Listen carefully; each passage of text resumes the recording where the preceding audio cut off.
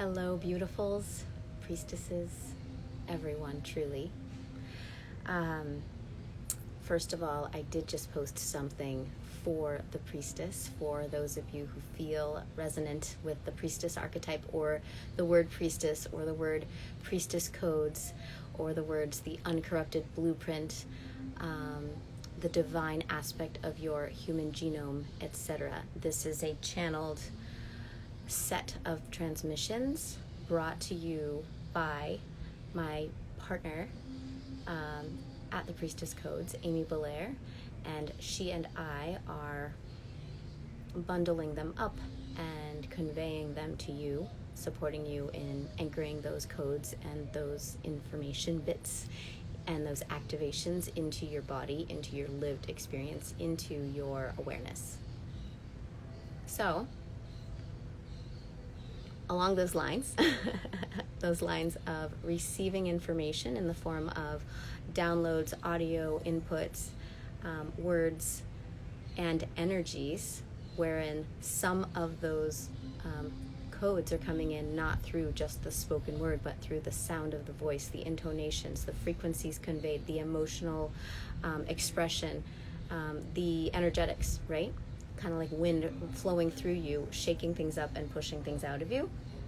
Along those lines, I am currently spending the week with Grandmother Ayahuasca Medicine, and I'm doing it in a new location, new setting, very exciting.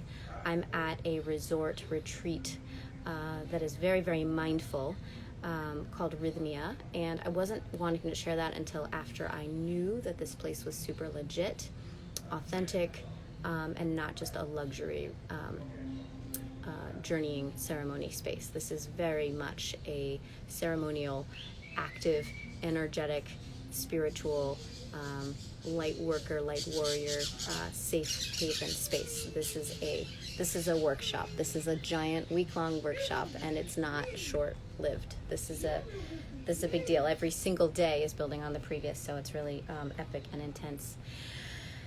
Anyway, we were just about to go in again, and I'm just on here quickly to share some awesome insights. I mean, awesome to me. Where do I want to begin? First, I want to acknowledge the power of the group journeying experience. This place can hold 40 of us. I think our group is like 30. And as a solo journeyer and a facilitator of a post-integration specialist, as you might call me, I really feel the difference between the one-on-one, the two-on-one experience versus the 35 people journeying together. I'm joined by a puppy. Hello. And what I want to just say, I just want to say this from my heart, is that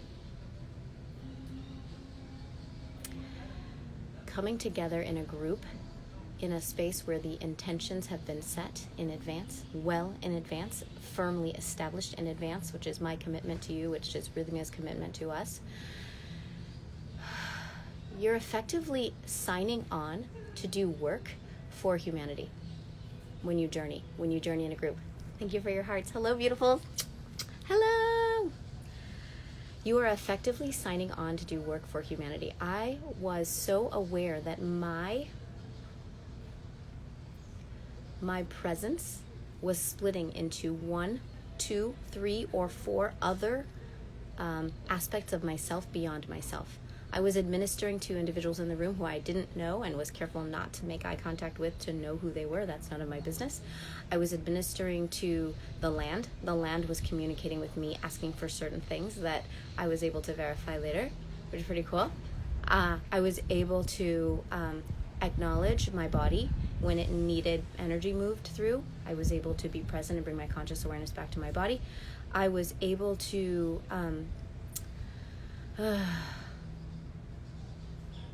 answer the invitation to utilize my bandwidth because I had enough. Like, I wasn't so wrapped up in my own healing or trauma release that I was able to administer by way of offering up my awareness, I suppose. I'm trying to understand this myself still, to other I guess I'd say, aspects of reality on Earth.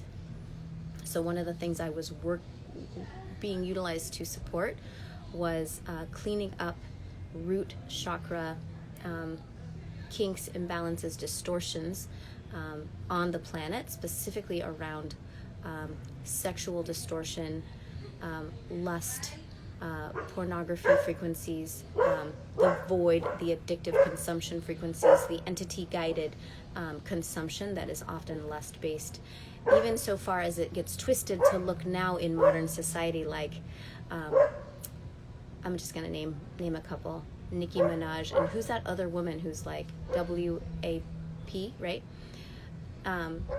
They're talking like they're so on their game and like they're running shit, right? But really, they're sacrificing their bodies for money, and they think they're in charge of that dynamic and that trade-off, but it's actually not them, and they are they're under the wave of the power struggle. Anyway, I'm speaking this into awareness. I don't feel like I need to do anything because it was already getting done by the power of my presence. And you might hear this. By the power of your presence, you can administer healing frequencies. It's as if you are an instrument of divine forces. And that is what I became aware of last night, very tactilely, and it was really, really cool. I love your laughter. Are you laughing because I'm like sounding like an 80-year-old? I'm like, W-A-P? What is that? Yeah, I don't even know, right? Who is that? Who's that person? Anyway, so that was interesting. Recognizing that even people who are not conscious, whatever that means in our judgy way, right, can be light warriors. Seeing individuals just showing up to a place like this to do the work, to lay themselves down in a state of surrender to forces outside of themselves that are benevolent, Gaia enforcing frequencies, such as ayahuasca, is a mechanism or a means. Just them laying themselves down is a means to administering to the earth. That's what I came to see last night, and it was so beautiful because often we get caught up in assessing somebody's spiritual alignment or advancement by what we observe in them, and I'm not going to say that doesn't happen to me and that it doesn't say play out in the 3D world, meaning if someone's not showing up for their traumas or their past or their resistances, they're going to keep hitting resistance, right? So yeah, their 3D, 4D play out is going to be kind of murky and mucky and messy, right? But what I'm saying is, despite that and their not wokeness, they can still be utilized as a light worker. Just in surrendering themselves to the medicine, for example, they become an agent for betterment on the planet. That's what I came to know last night, and that was really cool. What might be different between, say, someone more advanced and less is that the more advanced person might be able to provide a little more bandwidth or instrumentation in moving bigger elements on the planet. That's my understanding. Anyway, I just wanted to share that. I thought that was really cool. I actually can endorse this place, finally, from a heartful place. Everything is legit here. Everything is very human here. There are things I would change, but not many at all. And I might come back for another round of this. This is pretty epic, and yeah, it's very exciting. So very exciting. But it's really important that you opt in. You don't just, I can't just start a retreat and have people come here. It's really got to be a full body yes, because you're making a tremendous gesture, effort to be here, to stay here, and to get worked by the medicine. I also have great news, and I don't know if I should post this here. Yeah, you're coming next time. Yeah, you are. I'm going to just post it here. I'm going to post it here, and then I'll get ballsy and I'll post it again, okay? So I got the clear download and the green light, and actually the push, because I wasn't really going to want to listen to the green light. I was just going to wait for for the tide to push me forward, and it did, to roll out this bilocation class.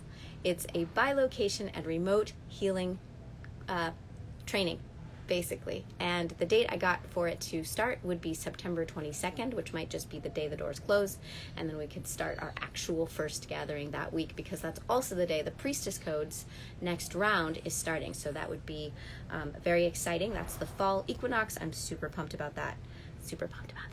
So what this is this basically energetic mechanics. This is the mechanics of how to move energy, how to conjure a frequency, how to step into another frequency, how to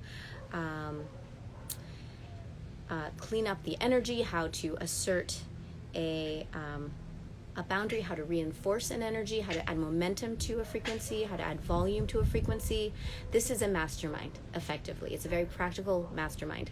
I'm excited about it. I don't all know what all is going to be taught. I mean, I just said it, but like, as far as the nitty gritty and the details, they're still presenting themselves to me, but I was given the very clear, please, like push to please just announce it and let people know what it's going to be. Right now it's looking like a 2-month, 8-week experience, and the pricing that I was given was $444, which is a steal. You might know that the most accessible way to work with me right now, aside from this one-off fun thing that I'm doing for brand new people who've never been in a container with me, is 888. That is for a one-time drop-in session with me. And it's very atypical from what you'd get. It's not a sit down, let's talk on the phone, or let's meet in person for 30 to 60 minutes. It's a whole different enchilada, which you can just go to my website, DrAmronBevels.com. So that's DrAmronBevels.com to see my offerings. So the fact that I'm doing something for $444 is like, that's guided shit, because that's not a typical price point for me. But I'm also really super excited about it. This is simply an opportunity for people to step on the ladder of working with me, being held in a container, experiencing the tactile mechanics of moving energy. You can be an experienced practitioner here. I really welcome that. I want the confident practitioner as well as the beginner, because we all rise together. So I'm really super excited just to invite anybody who's curious, who's really feeling alive when I say the terms remote healing or bilocation. So join me if you want. You can DM me for more information, and I will be available for that. What else do I have for you?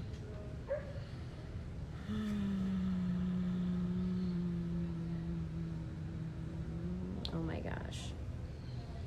Yep, this is feeling complete. I think I have everything I wanted to share today. I'm feeling so good. I'm feeling so alive and at peace and calm, and not so much in my body, but not needing to be more in than I am.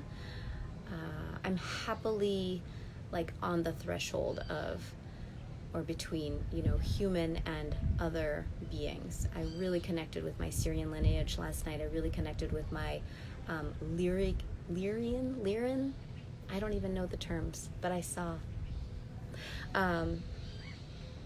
lineage, and a mantis-like person. I suppose it was a mantis, but she was very feminine, very green, very beautiful, very regal. I guess I should say I am very beautiful, very regal, very feminine. Cricket-like, but more walking stick-ish than a mantis, so pretty rad, right? Pretty rad. And I did surgery on myself yesterday, so pretty cool. I'm just kidding. I mean, not kidding, but I am. But it was cool. It was really cool. It was really just a beautiful experience. And one of the things that felt so good to hold was the I'm not special recognition, right? I'm not chosen. Somebody else had said that, and I was like, okay, why do you need to say that? But now I see why. It's just in the honor of the unity consciousness, being aware that we are all drops from the same well, and feeling into the interconnectivity.